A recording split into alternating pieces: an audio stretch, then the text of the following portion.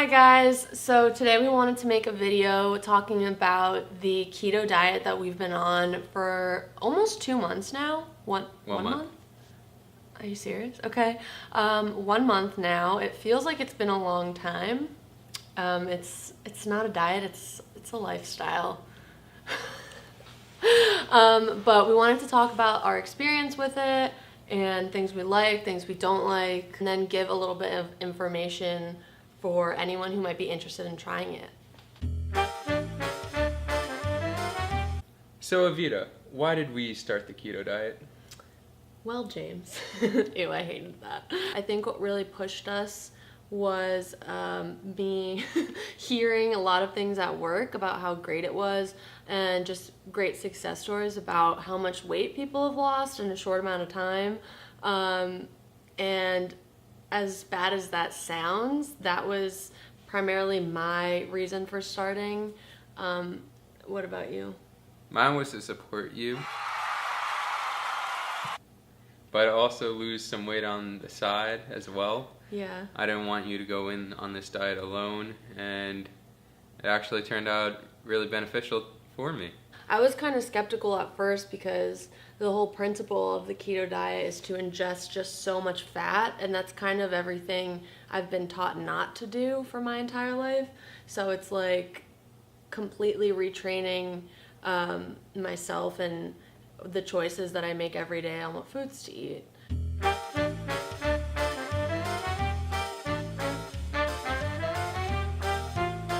So how did we get started? How did we figure out what to buy, how much of it to eat, and all that good stuff? So the first thing we had to do was find our macros. To do this, we went onto Google, just typed keto calculator, clicked one of the sites, and began the process. So first you just put in your weight, height, your BMI, which most people can't get without going to the doctor. So a rough estimate was fine for us. Hit enter. It gave you options if you want to gain weight, lose weight, or build muscle, etc. So obviously for both of us, we wanted to lose weight. So for our keto diet, maximum carb intake was 20 grams. And I think that's like a standard, right? For the most part, yeah. 20 grams is like your maximum. And once we got these, personally, I put mine on my laptop background just so I have it at all times. For me, I'm supposed to consume 160 grams of fat a day, 120 grams of protein, and then the 20 carbs. So, and I think, what was it? About 2,006 calories, but I usually am a little under, and I'm always under in carbs and protein. I always try to meet the fat as best as possible because that is your fuel. Always keep your fats up. Yeah, I think one thing, so I don't remember my macros, but I'm gonna put them right here. The thing for me was, it was difficult to stay under the amount of calories I needed and also get that amount of fat. But what I did instead was just keep the ratio of the protein to fat pretty similar to what the calculator suggested for me. This actually ended up like kicking me in the butt later, and it's why I got out of ketosis at one point, is that ratio was off and I wasn't eating enough fat. And even like I learned, even if you go over calorically, like you have to get that amount of fat in.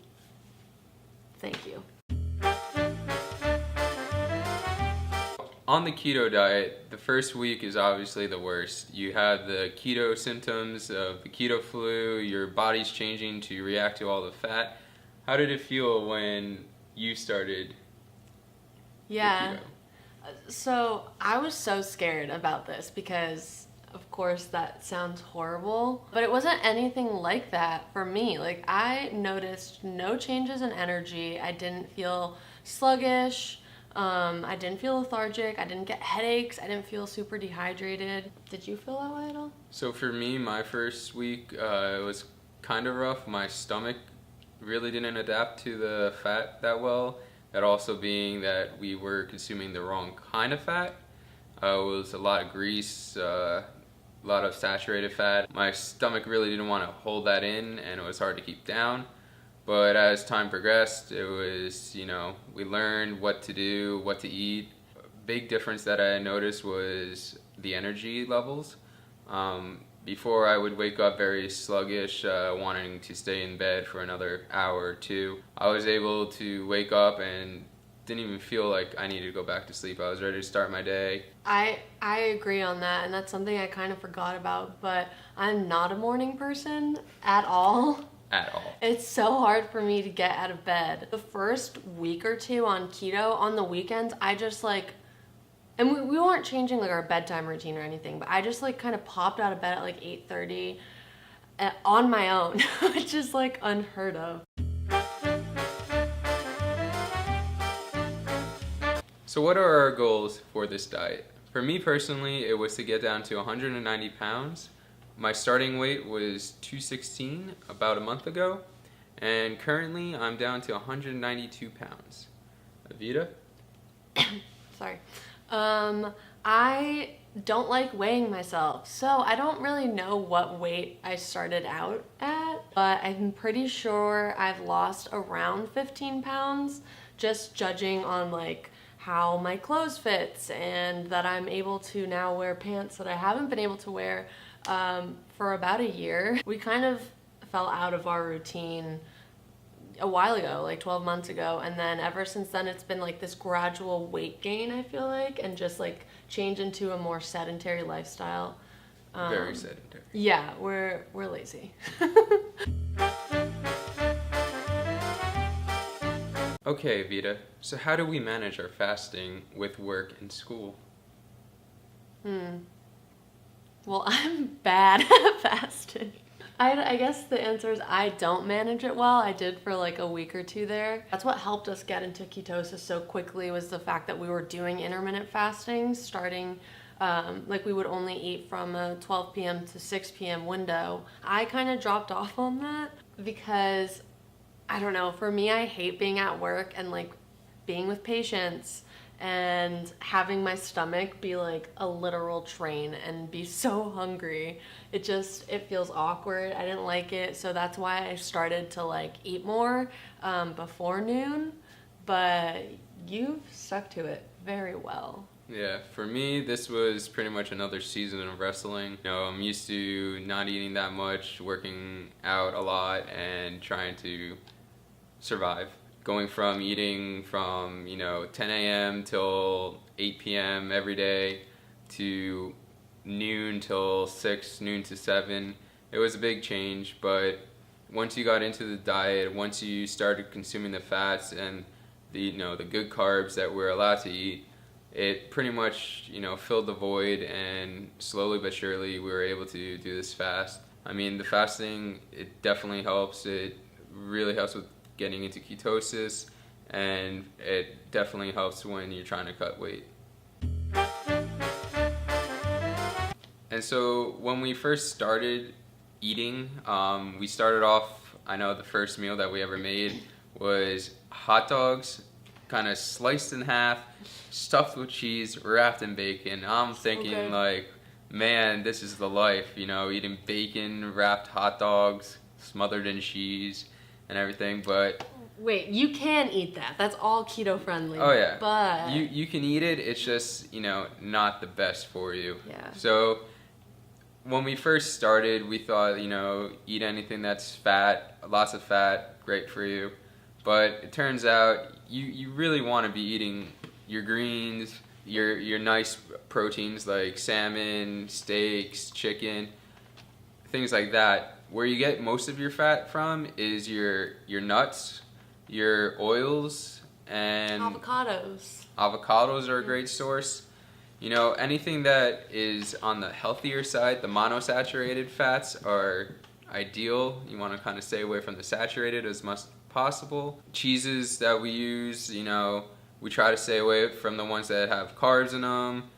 Mostly looking for the fattier ones, Oh, that's such a good segue, because we should talk about hidden carbs. And foods that you would not suspect there to be any carbs in. Do you want me to go first? You go for it, because I don't know. Okay, so sounds weird, but I love hot dogs, and I was eating like hot dogs. We got bratwurst, different types of sausages, and like those are all fine to eat on keto, and they're really high in fat as well. But you also have to look at the back and read for any sugar added, any carbs, because there might be up to like 3 or 4 grams of carbs for one hot dog, and if you're only allotted 20 grams of carbs for the day, then you're taking out like a fifth of what you can basically have. And that actually screwed me over at one point. And can I mention one thing? Yeah. And one big key that she mentioned was sugars. There are a lot of sugars that are hidden. It might not say on the carb intake that there's any sugar. You read the label of the actual ingredients, you'll find sugar. That's a good point. So one big thing is to try to look for those hidden sugars. If you look at just the nutritional label and it says, like 0% of your daily carbs, and it says like no sugar, no added sugar, look at the actual ingredient list, because a lot of times there will still be sugar in that and it won't show up on the nutritional label. For example, bacon has a lot of added sugar that might not show up there. What else? Taco seasoning has sugar in it. A lot of like rubs for different meats. Dressings, yeah. So as mentioned, dressings have sugar in them. It's inevitable, but we have actually found a couple of dressings that are keto friendly, paleo friendly. Some are vegan, things like that, and we'll list them down here below. I want to put one right here. Okay, it's going to be right here. Such a good Caesar dressing, and it has like I think less than 1 gram of carbs, and it's just so yummy. And it's an easy way to get your fat up as well. 14 grams of fat. Yeah, and no protein. So that's like a good way to get that ratio in the right place. So one of the big questions that I've heard a lot was, how do you know if you're in ketosis? So for us, the simple answer is we pee on sticks. Yeah, it's kind of gross. Okay, so these are the ketone test strips that we use. Here, I'll put them close. They're just called ketone test strips. I found them on Amazon. They were super cheap. I think they were $12. That doesn't sound that correct to me though, but I'll put the link in the description or something like that. There's a couple ways you can test if you're in ketosis, but you 100% need to in order to do this diet. It's not really optional. At least I don't think. So how do we do this? So we basically, I'll show you. They come in like a little container like this. It's so gross. I'm sorry, everyone. You take one out and you pee on it. There's other ways to do it too, though. Which we should start getting into is the insulin version, where you actually prick your finger and it'll tell you your ketones and insulin levels through that. So I want to give a shout out to Scott Lagden, who is one of my friends on one of the games I play. He's been there for me whenever I had a question about the keto diet, and he's been sending me videos, recipes, the whole 9 yards. Probably couldn't have done it without him, so I want to thank you very much for the assistance you have provided. So if you guys want, we're going to upload a couple more videos about the keto diet, maybe do some specific recipes where you can tune in to basically get some ideas on how to get started yourself, or if you need to change it up, you're already on keto. We've come up with some pretty tasty things, like those cheesecake bites that I talked about. Fat bombs. We didn't talk about fat bombs. Yeah, fat bombs are great. But yeah, thank you so much for watching. And if you have any more questions. Oh, yeah. If you have any questions, feel free to comment below. We'll gladly answer your questions and maybe provide you with links or helpful tips to help you on your journey to ketosis. And bye.